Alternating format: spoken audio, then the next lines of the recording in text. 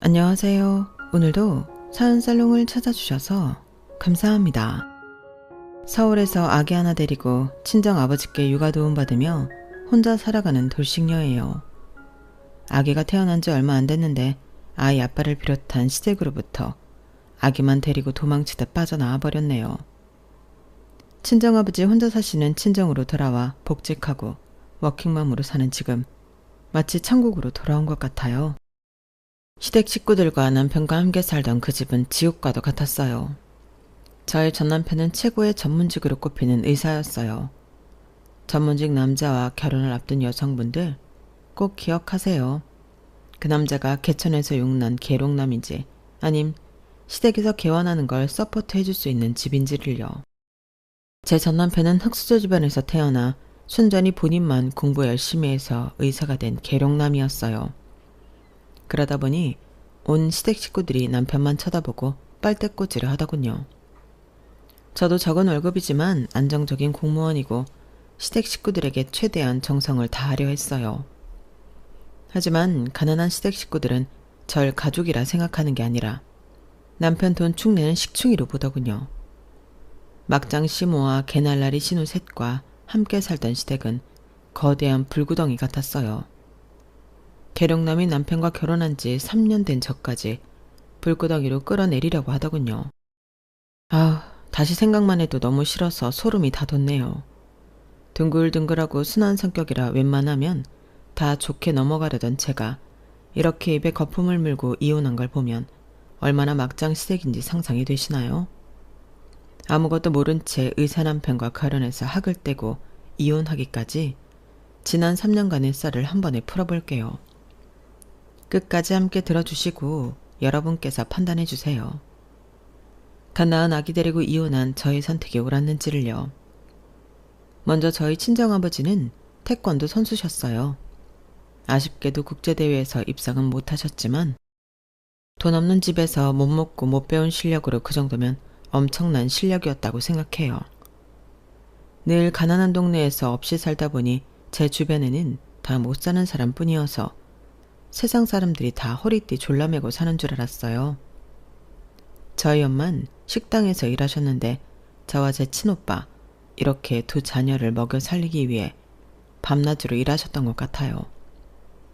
저희 아빠가 태권도 도장을 운영하셨는데 그게 부침이 좀 심했거든요. 아빠가 입에 발린 소리 하시며 영업을 잘하는 스타일도 아니셨고요. 우후죽순으로 늘어나는 태권도 도장끼리 경쟁하느라 아빠는 늘 맘졸이며 투잡, 쓰리잡을 뛰셨던 걸로 기억해요.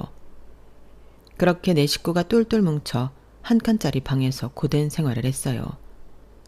현실적인 돈 문제 때문에 우리 집은 한 푼이라도 더 모으기 위해 투쟁하는 합숙소 같은 느낌이었죠. 저와 오빠도 어릴 적부터 맨날 남이 버린 옷과 물건들만 쓰고 아끼며 사는 게 습관이 되었어요. 그렇게 몇 년을 살다 보니 제가 초등학교를 졸업할 때쯤엔 통장에 돈이 좀 모였나 봐요. 드디어 방 2칸짜리 전세로 이사를 가게 되었어요. 무려 아파트로 말이죠. 이사간 당일 아직 짐을 다 풀지도 않은 채 엄마 아빠가 시장에서 통닭 한 마리를 사오시더군요. 돈 아낀다고 가족끼리 생일 케이크도 한번 안 사 먹어봤는데 아파트에 이사 온 기념으로 통닭 사서 생전 처음 가족 파티를 했네요. 자, 엄마가 손이 작아서 한 마리밖에 안 사왔는데 나한테 쓰니 너희들 실컷 먹어. 여보, 자기도 닭다리 하나 잡고 뜯어. 찢어지게 가난한 남편 만나 지금까지 고생하고 살았으면 이 정도 호강은 해도 되지 뭐. 이제 전세지만 아파트로 이사도 왔고 우리 부부도 좀 누릴 거 누립시다. 백날 첫날 생고생만 하다가 늙어 죽으면 얼마나 억울하겠어? 안 그래? 아빠는 엄마에게 이렇게 농담하며 닭다리를 하나 건네주셨어요. 그런데 그 닭다리가 엄마의 처음이자 마지막에 호강이 될 줄은 꿈에도 몰랐죠. 엄마는 처음 살아보는 아파트가 너무 쾌적하고 좋다면서 통닭을 다 드시지도 않은 채 연신 바닥을 걸레질하시며 닦고 또 닦았어요. 그러다 엄마가 갑자기 윽 소리를 내시며 가슴을 부여잡고 쓰러졌어요. 엄마 왜 이래? 아빠, 얼른 119 불러요. 엄마가 쓰러지셨어요. 결혼해서 10년이 넘는 기간 동안 단칸방 차글세를 벗어나려 밤낮으로 일하시다가 과로로 심장마비가 온 거였어요. 평소에 병원비 아낀다고 건강검진 한 번을 안 받아봤기에 엄마 심장이 약한지 어쩐지도 모르고 살았죠. 정말 돈이 전부가 아닌데 건강 잃으면 돈이고 뭐고 쓸 겨를조차 없는 건데 저나 우리 가족은 참 바보같이 살았어요. 우리 집안에 환한 해바라기 같던 엄마가 급작스레 돌아가시고 가족들은 충격에 빠졌죠. 불행인지 다행인 건지 그 충격에서 헤어나기 위해 각자 도생으로 그냥 몸을 갈아서 열심히 살았던 것 같아요. 엄마가 과로하다가 돌아가신 걸 빤히 알면서도 어딘가에 집중하지 않으면 심적으로 너무 괴로웠거든요. 전 미친 듯이 공부를 했고 오빠는 하루 종일 운동에 매달렸어요. 아빠는 태권도장 운영과 더불어 주말이면 투잡, 쓰리잡을 뛰셨어요. 하루는 오빠가 학교에서 놀림을 받았다며 아빠에게 하소연을 하더군요. 아빠, 때밀이 알바 그만하면 안 돼요. 우리 태권도장 같이 다니는 친구가 태권도 관장님이 목욕탕에서 때밀이 한다고 다 소문 퍼뜨리고 다닌다고 말이에요. 네?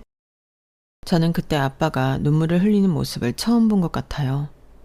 심지어 엄마가 돌아가셨을 때도 워낙 정신없이 장례식 치르고 저희 남매 돌보시느라 눈물을 보이지 않았던 아빠였거든요. 근데 때밀이 그만하란 말에 그동안 삼켜만왔던 눈물을 왈칵 쏟아내시는 느낌이었어요. 아빠도 좀 쉬고 싶은데 가만히 있으면 네 엄마가 너무 보고 싶어서 어찌할 바를 모르겠더구나. 여보, 보고 싶소. 대체 왜 이렇게 빨리 가버린 거야? 그때도 느꼈죠. 아빠도 사람이구나. 그날 밤 늦게까지 세 식구가 나란히 식탁에 앉아 엄마를 추억하며 생전 처음으로 마음을 터놓았던 것 같아요. 그 후로 아빠는 태권도장 운영에만 몰두하셨고 오빠는 태권도 선수가 되기 위해 진로 설정을 했으며 전 안정적인 직장인이 빨리 되기 위해 열공에 열공을 더했어요. 그 결과 오빠도 원하는 대로 태권도 선수가 되었고 전 서울 명문대학을 조기 졸업하고 7급 공무원에 합격할 수 있었어요.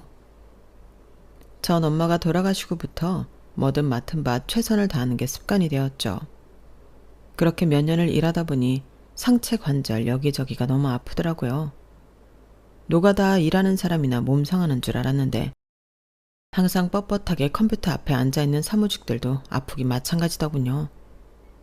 직장 근처 정형외과에 단골 환자가 되고 말았죠. 그날도 환자 대기석에 앉아 진료를 기다리고 있었어요. 그런데 옆에 앉아 계신 모르는 할아버지가 카통 사육법을 저한테 물어보시더군요. 전 당연히 친절히 가르쳐드렸죠. 아유, 고마워요 아가씨. 참하고 예쁘게 생긴 아가씨가 노인네 모르는 걸 친절하게도 알려주네. 아, 별 말씀을요. 칭찬 감사합니다. 한 5분쯤 지났을까? 이번엔 저쪽에서 웬 할머니가 절 향해 소리치며 달려오시더군요. 딸아, 내 딸아, 오랜만이다. 웬 모르는 할머니가 제게 딸이라고 하며 와서는 와락 부둥켜 앉더군요. 전 너무 놀랐어요. 심지어 그 할머니는 몸에서 악취가 심했어요. 이게 어찌된 일인가 어리둥절하며 그 할머니와 껴안고 있었는데 안에서 진료를 보던 정형외과 의사와 간호사들이 나와서 할머니를 제게서 떼어내시더군요. 아이고, 제가 다 죄송합니다. 치매 걸린 할머니 환자분이신데 따님으로 착각했나 봐요. 현재 딸하고 연락이 안 되신다고 하네요. 가족으로부터 버림받아서 충격이 큰가 봅니다. 특히나 안 씻는다고 난리치셔서 요양보호사분들이 난감해하시네요. 여튼 환자분께 민폐 끼쳐서 죄송합니다. 정형외과 의사로부터 자초지종을 다 듣고 나자 그 할머니가 너무 불쌍했어요. 그 치매 걸린 할머니는 여전히 절 보고 딸아를 외치며 버둥거리셨어요. 전 괜시리 돌아가신 엄마가 생각나서 그 할머니한테 다가가 다시 한번 말없이 안아드렸어요. 가족한테 버림받았다니 제 마음이 너무 아팠거든요. 그렇게 상황이 일단락되고 저도 정형외과 진료를 보고는 일을 마치고 퇴근해서 집에 돌아왔죠. 갑자기 모르는 핸드폰 번호로 전화가 오더군요. 누구시죠? 저 아까 그 정형외과 의사입니다. 치매 걸린 할머니로 인해 대화 나누었던. 기억하시죠? 아, 의사 선생님 안녕하세요. 근데 어쩐 일로 전화 주셨나요? 혹시 제가 진료비를 일부 계산 안 한 게 있나요? 아, 아닙니다. 그냥 너무 인상 깊어서 연락드렸습니다. 실례를 무릅쓰고 진료 기록 보고 연락처 알아내서 전화해 본 거예요. 전화 받아주셔서 고맙습니다. 실은 전부터 인상 깊게 봤어요. 미리 말씀드리면 전 아직 총각이고요.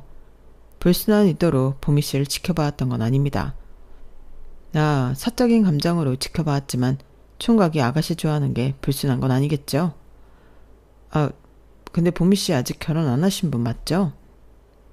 그의 속사포 렉 같은 고백이 당최 이해가 안 가더군요. 하지만 시종일관 웃으며 얘기하는 그의 목소리가 즐겁게 들렸어요. 저도 덩달아 기분이 좋아지더군요. 진료도 꼼꼼하고 친절하게 잘 봐주셔서 선생님이 환자가 제일 많던데 사적으로 대화 나눠도 참 소탈하시네요. 성격이 좋으신 것 같아요. 아, 좋게 봐주셔서 감사합니다. 가끔 저희 병원 내 다른 의사한테 진료받으시던데 그럴 때면 질투가 나더라고요. 여튼 계속 신경이 쓰였습니다. 오늘 낮 사건도 있고 겸사겸사 이대로 지나가선 후회하겠다 싶어 연락드렸습니다. 제 고백을 받아주세요. 성격이 급하시네요. 저희 아직 사적으로 만나지도 않았는데 제가 이상한 여자면 어쩌려고 그러세요? 그럼 알아갈 기회를 주세요. 당장 내일 퇴근하고 저녁 식사 같이 하죠. 어떠세요? 그렇게 그 정형외과 의사와 저는 바로 다음날 만나서 밤 12시까지 호프집에서 재미나게 얘기하다 헤어졌네요. 그 호프집에 들어갈 땐 서로 꽤나 어색했지만 나올 땐 손잡고 나왔어요. 그만큼 첫 만남에 대화가 아주 잘 되었고 웃음이 끊이지 않았죠. 공통적인 관심사도 많았고요. 그리고 솔직히 털어놓자면 키 180 넘고 얼굴도 잘생긴 훈남 의사가 제게 스트레이트로 호감을 표현하는데 안 넘어갈 여자가 몇이나 있을까요? 그 남자의 이름은 박의상. 이 사람과 전 그날부로 커플이 되었죠. 이런 식으로 공부했으니 명문대 의대생이 되었겠구나 싶을 정도로 저와의 관계에 있어서 저돌적이었어요. 진짜 추진력 하나는 짱이었죠. 결혼 얘기까지 나오는데 몇 달 걸리지도 않았네요. 그런데 딱 하나 걸리는 게 있었어요. 바로 그의 가족들이었죠. 박이상 이 남자는 위로 누나 셋이 있었고 일찍이 홀로 된 홀어머니와 함께 살고 있었어요. 누나들은 모두 시집갔지만 하나같이 남편들과 사이가 안 좋다며 이혼 얘기가 오가는 중이라더군요.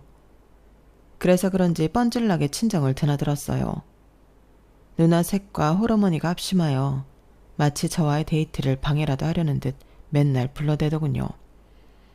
분위기 잡고 뒷골목 아무도 없는 곳에서 뽀뽀라도 해볼락 하면 느닷없이 전화벨이 울렸어요. 여보세요? 큰누나? 집에 온 거야? 또 매형이랑 싸웠다고? 육탄전을 벌린 거야? 아휴, 애들도 있는데 성질 좀 죽이지 그랬어. 어디 다친 데는 없고? 정형외과 전문의인 남동생이 우리 누나 다친 데 없나 한번 봐줘야지 뭐. 지금 곧 갈 테니 조금만 기다려. 아니, 누나가 남편하고 치고받고 싸웠다고? 그걸 어떻게 아무렇지도 않게 얘기해? 평소에도 그래? 그게 일상이라 이제 나도 아무 느낌이 없네. 여튼 당장 집에 가봐야겠어. 자기야, 정말 미안해. 우리 내일 또 한번 분위기 잡아보자고. 빠이빠이. 그랬던 케이스가 어림잡아도 한 30번은 넘는 것 같아요. 한 번은 너무 열이 받아 남친한테 불같이 화를 내기도 했죠. 지금 장난해? 나랑 데이트 중에 또 쪼르르 집에 가겠다는 거야? 이번엔 몇 번째 누나가 남편하고 싸웠다는 거야? 자기 누나들은 다 쌈딱이야? 매번 이래놓고 나한테 결혼하자고 했던 거야? 어디 무서워서 결혼을 하겠어? 닭이 부리로 지렁이 쪼듯이 자기네 식구들이 날 쪼아먹는 거 아니냐고. 이 정도로 소리치며 화냈으면 남친도 반격할 줄 알았어요. 사실 이별할 각오까지 하고 분풀이 한 거였거든요. 근데 남친의 반응이 절 머쓱하게 하더군요. 자기야, 정말 미안해. 내가 이렇게 무릎 꿇을 테니 한 번만 용서해줘. 난 자기랑 꼭 결혼하고 싶어. 우리 엄마랑 누나들 다들 가난하게 자라고 가난한 매형들만 내 고생하는 사람들이라 거칠게 변해버렸나 봐. 원래는 진짜 여리고 심성 곱고 착한 사람들이야. 너무 불쌍하잖아. 그나마 우리 집에서 가장 성공한 내가 걷어줘야지. 안 그래? 자기도 어렸을 때 가난했었다며. 내 심정 알겠지? 남친의 사슴같이 큰 눈망울에 눈물이 가득 고여 저한테 빌리고 또 비는데 제가 오히려 미안해지더군요.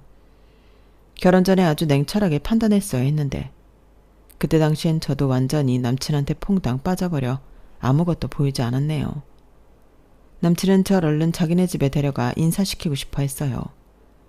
그동안 결혼하고 싶어서 어떻게 참았는지 엄청난 추진력으로 밀어붙이더군요. 저도 남친을 사랑했기에 거의 다 그의 제안대로 따랐던 것 같아요. 조신하고 깔끔하게 차려입고 예비시댁에 갔죠. 표면상으로 현재 그 집엔 남친과 예비시모만 살고 있었기에 시모 선물 정도만 챙겨갔어요.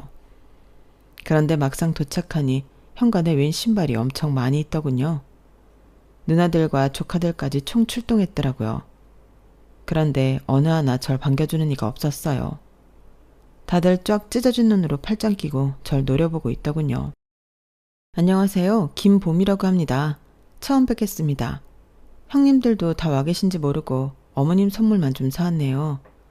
꽤 큰 과일 바구니니 이따 부엌에서 제가 깎아올게요.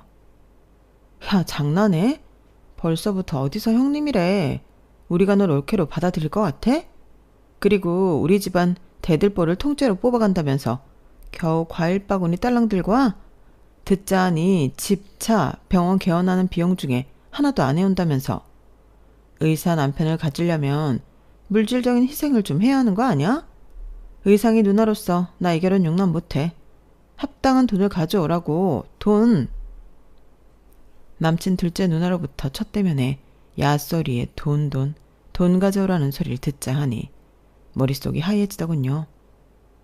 사람으로부터 이렇게 심한 모욕을 당한 건 생전 처음이었어요. 그나마 옆에 있던 남친이 말려줘서 거실로 겨우 입장할 수 있었죠. 둘째 누나, 자자 진정하고 내 말 좀 들어봐. 내가 개원할 때까지 돈 아끼기 위해 결혼 후 우리 집에서 엄마랑 몇 년만 학가하기로 했어. 그리고 봄이가 그동안 일하면서 모은 돈도 가져오기로 했으니 너무 뭐라 하지 마. 봄이 놀라겠다. 예비 시모도 한성갈 하는 사람 같았어요. 박 의상이 헛똑똑이야. 널 사위 삼겠다는 부잣집 딸내미들이 줄을 섰는데 어디서 저런 가난뱅이 버러지를 데리고 오냐? 아유, 내 팔자야. 네가 정형외과 개원하려면 당장 몇 억이 필요한데 며느리 덕 좀 보려고 했건만 진짜 천년이랑 결혼할 거냐? 이대로 있다간 정말 안 되겠더군요. 예비 시댁 식구들의 기가 보통이 아니었어요. 저도 결혼 파토낼 각오하고 할 말은 해야 할 것 같았죠. 아니 어머님, 가난뱅이 버러지라뇨. 저희 아버지와 오빠는 태권도 도장 잘 운영하고 계시고 저도 7급 공무원으로서 정년 보장되고 평생 연금 받을 수 있는 안정적인 직장 가졌는데 이 정도가 버러지 소리 들을 수준인가요? 말씀이 너무 심하시네요. 초면에 제가 이 집안 식구들한테 이토록 조림돌림 당할 만큼 만만해 보이세요? 이 결혼은 없던 걸로 하겠습니다. 부잣집 며느리 얻어서 기생충처럼 다들 들러붙어 사시든지 마음대로 하세요. 눈물이 나오는 걸 꾹꾹 참고 자리를 박차고 뛰쳐나왔어요. 그들 앞에서 울면 왠지 지는 느낌이었거든요. 자기네들도 그리 부자는 아니면서 나보고 돈 없다고 무시하는 꼴이라니. 의사 아들 하나 뒀다고 아주 양반이 따로 없었죠.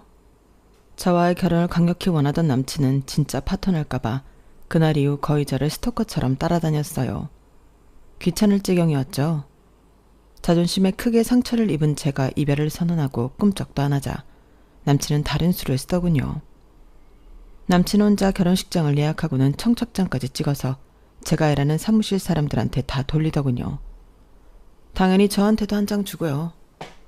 어이없어 하고 있는 제게 동료들은 다들 축하해줬고요. 화가 나서 남친을 따로 만나 진지하게 대화를 했어요. 대체 이게 뭐하는 짓이야? 자기 스토커야? 난 당신네 가족들이 원하는 돈 많은 집안 자식이 아니야. 부잣집 딸내미 하나 꼬셔서 얼른 결혼해. 우리 헤어져. 다신 찾아오지 말라고. 그럼 나 없어져 버릴 거야. 봄이가 나랑 결혼 안 해주면 나 이 세상에서 없어져 버릴 거라고. 넌 내게 전부야. 내가 우리 가족들이 뭐라 하는 거 다 막아줄 테니 얼른 쉬고 올리자. 식장까지 다 예약해놨어. 아니, 우리 혼인신고부터 빨리 해치워버리자. 자기랑 법적으로 얼른 부부가 되고 싶어. 내가 이미 봄이 아버님이랑 오빠도 만나서 얘기 끝냈어. 우리 결혼 허락 받아냈다고. 우리 가족들은 나한테 맡겨. 다들 내 말이면 껌뻑 죽는 사람들이니 상견례고 뭐고 식장에서 보면 되지 뭐. 집으로 가니 아빠와 오빠가 제 결혼을 진심으로 축하해 주시더군요. 제 속도 모르고 말이죠. 우리 딸 결혼한다고? 남자친구 얘기를 아빠한테 한 번도 안 하더니 이미 청첩장까지 만들었더구나.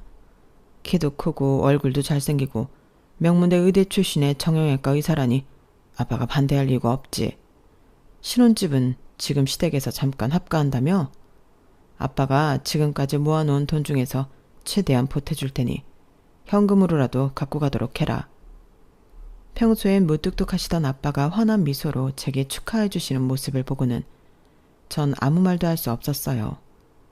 그리고 무엇보다 이렇게까지 저와의 결혼을 원하는 남친의 집착이 저에 대한 찐 사랑이라고 생각했어요. 시댁 식구들의 공격을 모두 막아준다는 남친의 말도 진짜라고 여겼죠. 그때 단호하게 남친과의 인연을 끊었어야 했는데 지금 생각하면 참으로 후회되는 지점이네요. 남친의 말대로 상견례도 생략하고 결혼식장에서 시댁 식구들 2번째로 봤네요. 그런데 신부 대기실에서 신부 입장하기 전에 또 작은 소동이 벌어졌어요. 갑자기 우리 고모가 너무 당황해 하시더군요. 봄이야. 내 보석들이 든 가방이 통째로 없어졌어. 당장 경찰이라도 불러야겠어. 고모가 예전부터 하던 루비 반지랑 다이아랑 진주 목걸이 등등. 너 알지? 그거 다 합치면 1,000만 원도 넘는데 이를 어쩌니? 저희 친정과는 다르게 고모는 부잣집에 시집가서 주얼리도 다 진짜 보석들로만 착용하던 분이었어요. 그런 보석들을 통째로 잃어버렸다니 큰일이었죠. 제 결혼식에서 발생한 일이었기에 신부 입장 전 얼른 수습해야겠다 싶어 경찰을 불렀어요. 바로 CCTV까지 확인했지만 CCTV 사각지대에서 벌어진 일이라 경찰도 절도범을 찾지 못했죠. 너무 안타깝고 고모한테 제가 다 죄송했지만 그 사건은 그렇게 넘어가고 말았어요. 남편의 병원 일이 너무 바쁜 시즌이었기에 신혼여행은 가까운 일본으로 잠시 다녀왔어요. 3명의 신우들과 시모 선물로 각각 샤넬백을 선물로 사들고 갔어요. 다 제 돈으로 말이죠. 시댁 식구들이 당연히 좋아하실 줄 알았어요. 근데 제 예상은 완전히 빗나갔죠. 야, 샤넬백 정도로 퉁치고 넘어가려고 했어?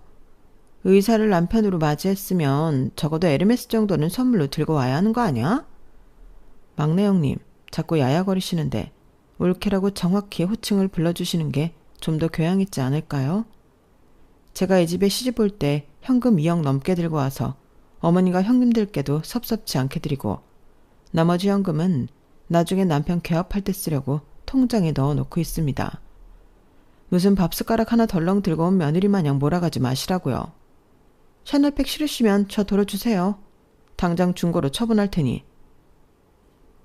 아니, 저건 어디서 지보다 나이도 많은 형님들한테 눈을 희번뜩이며 지랄이야.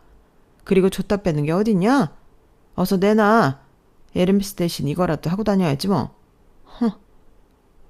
첫째부터 셋째까지 자매들이 하나같이 지랄들인지 정말 남이었으면 머리칼이라도 쥐어 뜯어주고 싶을 만큼 얄미웠어요. 그렇게 지옥 같은 합가가 시작되었죠. 거지 같은 성깔의 시모와 합가하는 걸 제가 너무 쉽게 여겼나 봐요. 그 후로 스트레스를 너무 많이 받아서 소화가 안 되고 머리가 아파 진통제며 소화제를 달고 살았던 것 같아요. 참으로 바보 같았죠. 70대의 시모는 물떠와라부터 시작해서 모든 걸 제게 다 시키더군요. 저도 하루 종일 공무원 일하며 진이 다 빠져서 집에 돌아왔는데도 시모는 살림에 손 하나 까딱 안 하고 다 시켜 먹었죠. 요실금이 있던 시모는 하루에 빤스만 몇 개씩 뒤집어 벗어내 놓았어요. 가끔은 변실금까지 있는지 똥 묻은 팬티까지 저보고 빠르라더군요. 어머님, 정형외과긴 하지만 아들이 의사인데 아들한테 요실금, 변실금 같은 거 상담 좀 받아보세요. 병원 추천받아서 진료도 한 번 더 받아보시고요. 맨날 오줌 똥 묻은 팬티를 다 저보고 빨래하라고 하시면 며느리 보기 창피하지도 않으세요? 야 이년아, 진짜 보자 하니 어른한테 못하는 말이 없구나. 넌 뭐 안 늙을 것 같냐? 평생 젊을 것 같냐고. 너도 나중에 똥오줌 지리는 날이 올 거야. 잔말 말고 빨아. 손빨래 팍팍 해서 얼룩 다 치우란 말이야. 지금 어머님 나이 들었다고 뭐라고 하는 거예요? 손발 멀쩡하시면 이런 건 며느리인 저한테 시키지 마시고 직접 하세요. 저도 비이성해서 더 이상 빤스는 못 빨겠네요. 게으르기만 하고 무지 까다롭던 시모의 비위 맞추기가 힘들어질 때쯤 첫째 시누이가 이혼했다며 애 둘을 데리고 시댁으로 들어왔어요. 돌아버리겠다군요. 여기 방 3개니까 나랑 애들이랑 작은 방 하나 써도 되지? 나 남편이랑 이혼했으니 다른 남자들이랑 소개팅도 해야 하고 바쁠 것 같으니 올케가 주말마다 애들 좀 맡아줘. 네? 이혼을 하셨다고요? 갑자기 왜요? 아니 남편이 새삼스레 내가 정가 가지고 비아냥대잖아. 깜빵 들락날락거리년이라나? 참네. 모르고 결혼한 것도 아니고 본인도 어릴 적부터 깜빡 드나들기를 밥 먹듯이 했으면서 말이야. 전 제가 잘못 들은 줄 알았어요. 얼굴은 곱상하게 생겨서 깜빵? 너무 놀라서 동공지진이 일어났죠. 따로 남편한테 물어봤어요. 큰형님이 정가 기록이 있어? 감옥 갔다 왔냐고. 미리 말 안 해서 미안해. 오래전 일이라 까먹고 있었네. 까먹을 게 따로 있지. 그런 걸 나한테 얘기 안 하면 어떡해. 대체 무슨 죄로? 몇 개월이나 교도소에 있었던 거야? 몇 번째 전과 말하는 거야? 누나 사기랑 절도 출범이라 좀 여러 번 왔다 갔다 했어 감옥. 날라리인 줄은 알고 있었지만 사기에 절도까지 7범이라니. 갑자기 큰 신우가 무섭기까지 하더군요. 그 후로 뭔가 제 귀중품 보관을 좀 더 조심하게 됐죠. 큰 신우와 조카들이 시댁에 얹혀 살았어도 자잘한 살림은 다 제 몫이었어요. 그날도 큰 신우 방까지 쓸고 닦고 하고 있었죠.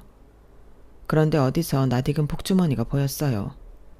밑에 이름이 이니셜로 조그맣게 적혀있길래 확인했더니 우리 고모 이니셜이었고 그 안에 들어있는 보석들은 어릴 적부터 봐오던 고모의 주얼리들이 확실했어요. 그럼 그때 결혼식장에서 고모 주얼리를 훔친 사람이 바로 내 큰 신우?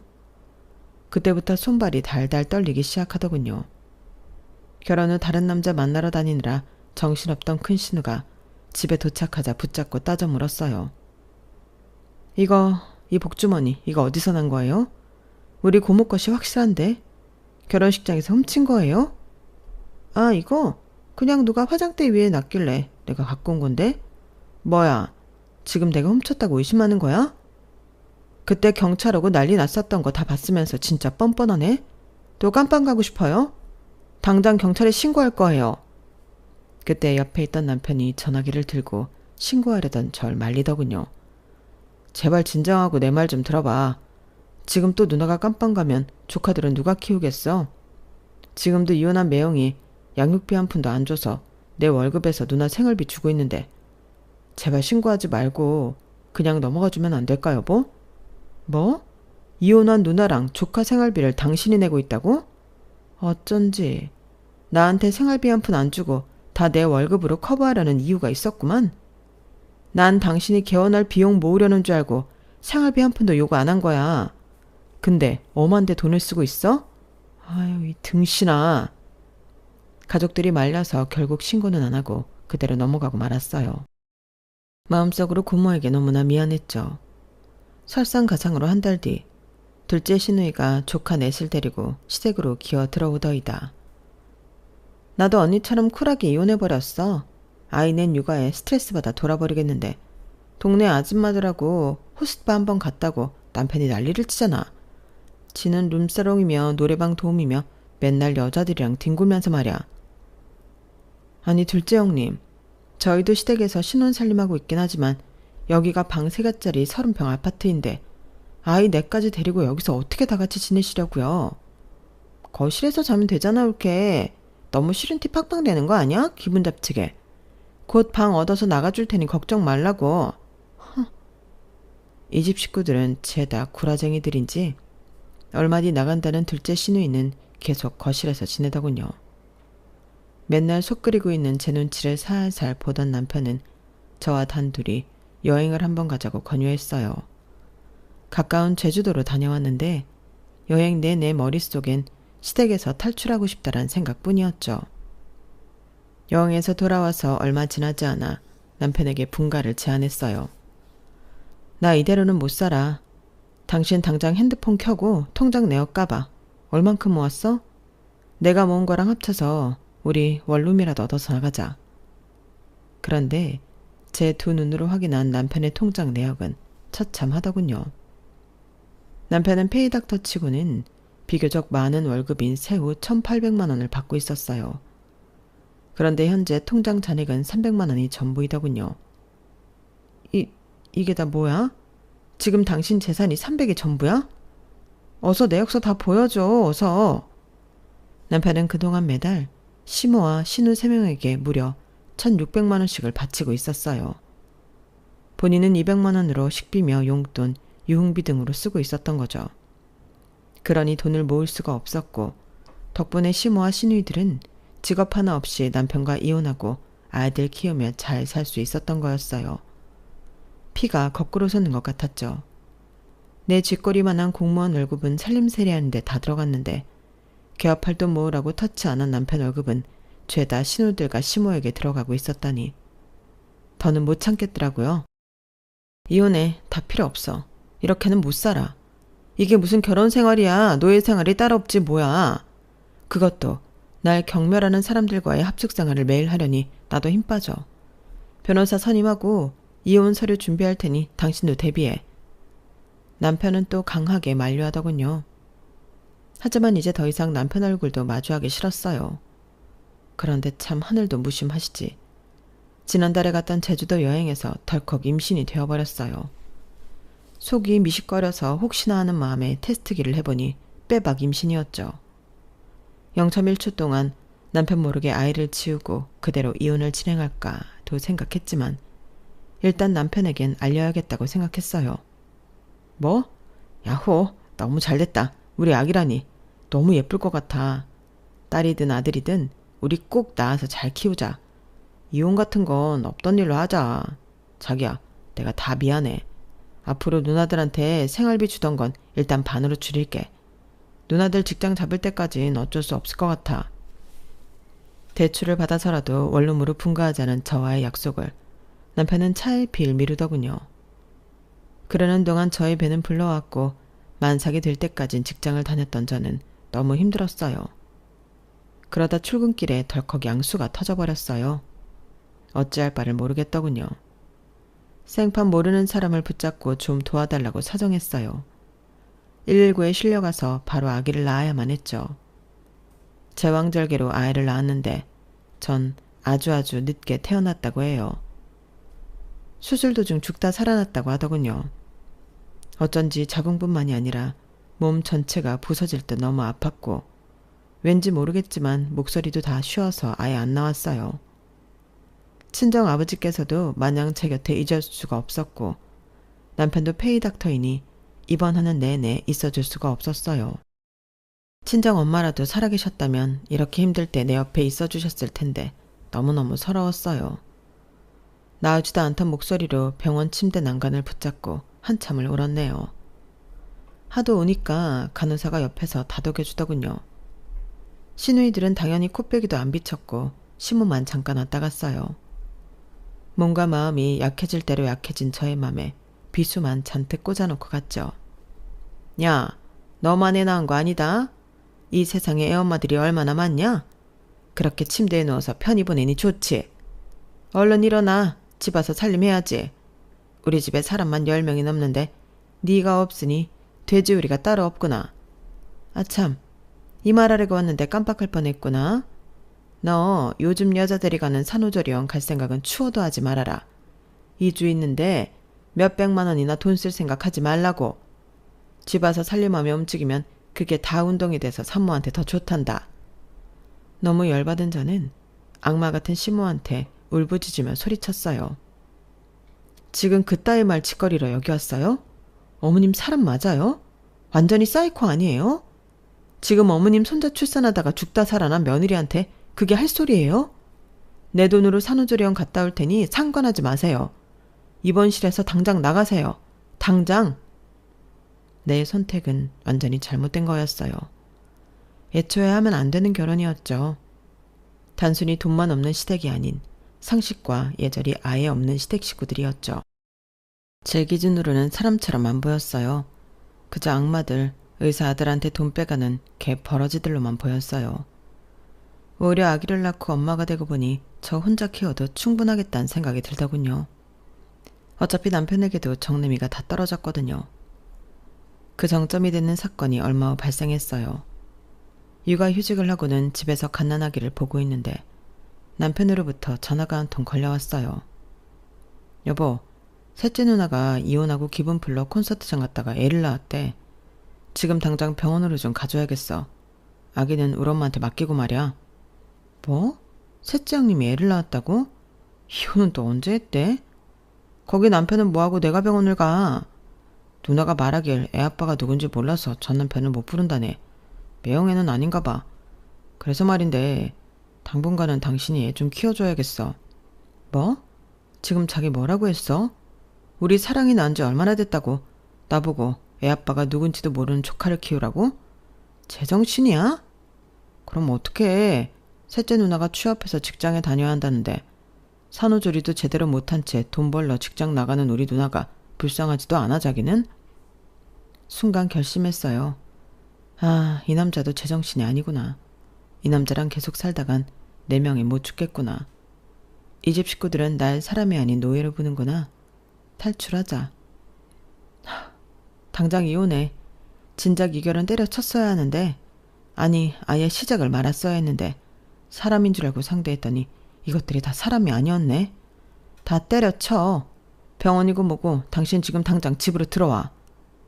밖에서 다 듣고 있던 신우들이 제 방으로 쳐들어와 다짜고짜 삿대질을 하더군요. 아니 올케. 우리 막내 동생이 지금 애를 낳아서 좀 가보라는데 그게 그렇게 싫었어? 우린 아이들이 있으니까 못 가고 집에서 노심초사하고 있는데 아기 우리가 봐줄 테니 얼른 갔다 와. 뭐? 니네 애들만 소중하고 내 애기는 아무한테나 맡겨도 되는 존재냐? 야 이년들아. 니네 막내 동생이 애 아빠도 모르는 아기를 콘서트장에서 낳았다는데 그걸 왜 올케인 나보고 가라는 거야. 그것부터가 벌써 또라이 짓이라고. 알아? 시모가 갑자기 내 뺨을 때리더군요. 이 미친 할매가 감히 내 뺨을 때려? 그때부터 시댁 식구들과 저의 육탄전이 시작됐죠. 전 태권도 선수 출신인 우리 아빠로부터 단연간 배웠던 태권도 기술을 가감없이 발휘했어요. 날라차기며 뒤돌려차기, 주먹 휘두르기 등등 시모로부터 뺨을 먼저 맞았으니 이미 제정신이 아닌 상태로 다 때려 눕혔어요. 그때 남편이 들어오더군요. 남편한테도 싸대기를 쓰게 때리고 침을 확 뱉고는 아기와 함께 집을 나와버렸어요. 그 지옥 같은 소굴을 말이죠. 택시 타고 아기와 함께 친정으로 향하는데 이제 자유다 라는 말이 저도 모르게 터져 나오더군요. 그들은 지은 죄가 많고 뒤가 구린 사람들이니 이 사건에 대해 결고 넘어지진 않더군요. 저의 매운맛을 보여줬더니 이혼도 순순히 해줬어요. 그 후로 양육비도 매달 꼬박꼬박 주고 있고요. 친정 아버지께는 죄송하지만 제 인생에서 가장 잘한 일은 이혼이네요. 시댁에 더 있었다간 아마 스트레스로 이미 저 세상 사람이지 않을까 싶어요. 여러분께서도 너무 아니다 싶으면 과감히 인연을 끊는 게 정신건강에 좋지 않을까 싶어요. 물론 저의 케이스처럼 막장 시댁은 거의 없겠죠. 결혼 전에 눈 크게 뜨고 꼭 현명한 선택을 하시길 바랍니다. 제 이야기는 여기까지입니다. 모두 행복하시고 건강하세요. 여러분 사연 댓글에 응원과 현명한 조언 부탁드려요. 좋아요와 구독은 저에게 큰 힘이 됩니다. 오늘도 좋은 일 가득하세요.